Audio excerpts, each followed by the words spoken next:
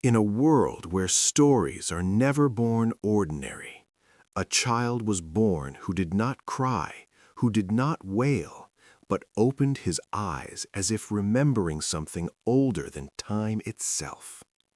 This is not just a story of birth, it is the beginning of a dangerous secret.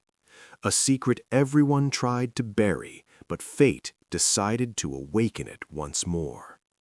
Between humans and jinn, between love and fear, and a mother who dreads the truth, the story of Ababil begins. Tell me, what if your child was not what you expected? Let me take you back to the night that changed everything. He was never an ordinary child. He did not emerge from his mother's womb crying like other newborns. Instead, he came out silent, his eyes roaming over things in astonishment, as if he were surprised to discover the existence of another planet besides the dark, narrow one in which he had lived. While the child still lay motionless in the midwife's hands, his eyes fell upon his mother, lying flat on her back upon the ground, drenched in endless sweat. His small, sticky body, smeared with the blood of birth, suddenly trembled like a tiny ornamental fish just taken out of its water tank. With great difficulty, his mother crawled backward until she leaned her back against the old mud wall. She covered the nakedness of her milk-filled breasts with the edge of the quilt, then raised her trembling hands into the air. "Let me see him," Jumana said. "Is he healthy, Maria?" "He's fine," the midwife answered, as she bent down and gently placed him in her mother's arms, whispering, "Look at his eyes. They resemble yours very much, Lady Jumana." Once in her mother's arms, he stretched his tiny fingers toward a fountain-like lock of her soft hair and grasped it with a strength unusual for a child his age. As he clutched that unruly strand, he contemplated her hazel eyes in monk-like silence and reverence, as if at that very moment he were reading within them both the beginning and the end.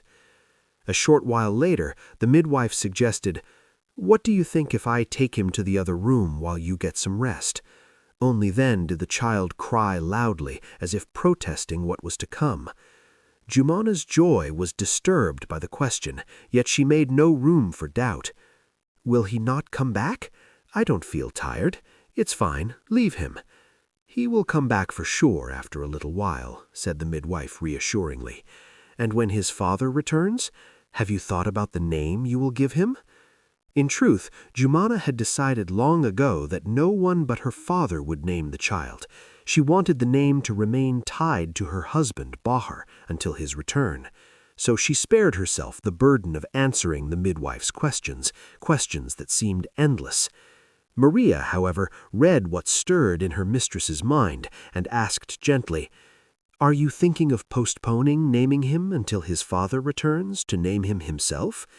"Perhaps," Jumana replied, her serious tone betraying her unwillingness to dwell on Bahar's absence.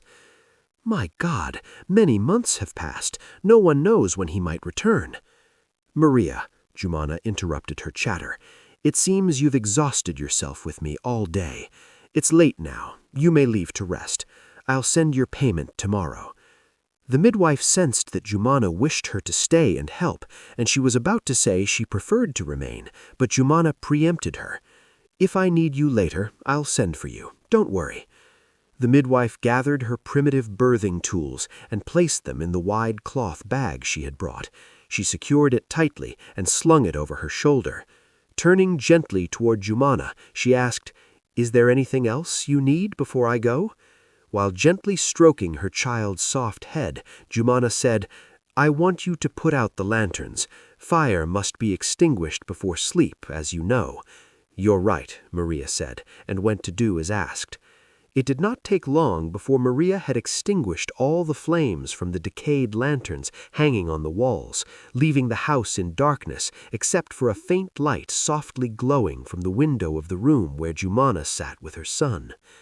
With nothing else to do, the midwife headed toward the courtyard door, preparing to leave. But the moment she opened it, her heart pounded violently, and the cloth bag fell from her shoulder to the ground. Her eyes widened in shock. Behind the door stood something she had never expected. Before her was the oldest fairy known to the people of Al-Jassasa village, a woman called the Lady of the Red Bird. Her real name was Taj. Everyone in the village feared her and tried to avoid her as much as possible, especially when she was angry. Despite her great age, she retained a striking beauty. Her black, gypsy-like hair streaked with gray, her white skin taut like that of a racing horse, and her calm features resembled the colors of sunset. Taj owned a rare red bird marked with orange feathers. The bird was of the phoenix kind, named Iklil. She had stolen it from its nest while it was still inside the egg and raised it herself, thus managing to tame it and make it her servant.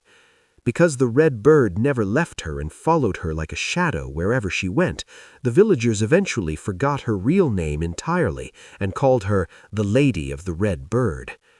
The midwife Maria said in intense fear, "What brings you here?" "You should know better than to stick your nose into matters that don't concern you, Maria," the fairy replied. "Had you not mentioned her husband Bahar's absence earlier, Jumana would not have sent you away." Maria was not surprised that the Lady of the Red Bird knew such things. It was only natural for such a fairy to know the most secret matters that unfolded behind closed doors. Trying to defend her dignity, Maria said, "Lady Jumana didn't dismiss me because she was tired of me." "Yes, of course, she was tired of your endless chatter," the Lady of the Red Bird said mockingly. Maria did not argue further. Fear made her forget everything else. "You're right, I'm talkative," she said nervously, then hurried away, clutching her cloth bag. "Stay here until I return," Iklil screeched as the fairy spoke to her red bird. "I won't be long," she added, as Iklil flapped his long wings in the air.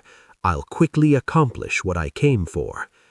She moved lightly through the inner courtyard toward the room from which a faint light was emanating, where Jumana sat alone with her newborn.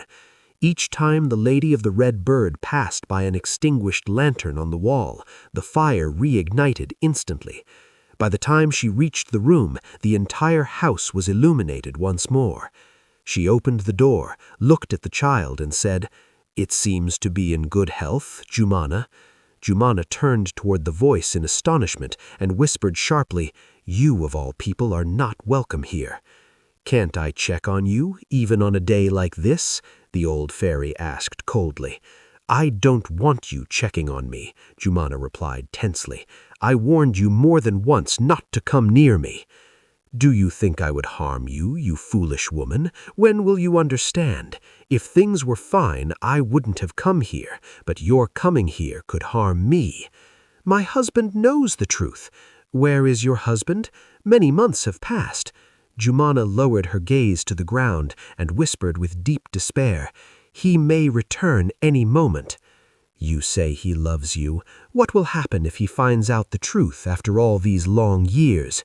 "Yes, he loves me, but I don't want him to discover. That you—" She faltered, then took a deep breath and said, "You know exactly what I mean." "Why are you ashamed? No one should be ashamed of their true origin. Tell him that you—" Jumana cut her off sharply. "Why don't you tell me instead why you came here tonight?" "For him," the old fairy said, pointing her long-nailed finger at the sleeping child. "May I take a look at him, or will you deny me that too?" Knowing that the Lady of the Red Bird would not harm her child, and that she would not leave before fulfilling her purpose, Jumana handed him to her in resignation, without a hint of doubt about what was to come. "Fine," she said firmly, "but quickly." Holding him in her arms, the fairy smiled and studied him closely, then whispered, "He is different from the others, and will you tell him when he grows up?" Before she could finish, Jumana screamed, "Red Bird!"